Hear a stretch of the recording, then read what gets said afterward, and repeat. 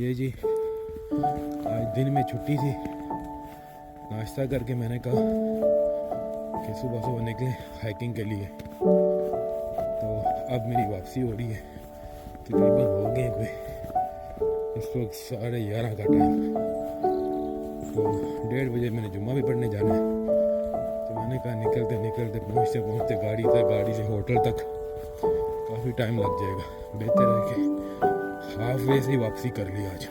तो इंशाल्लाह अगर नेक्स्ट मंथ आया और इस तरह छुट्टी हुई मेरी तो डेफिनेटली एंड तक जाएंगे रूट के।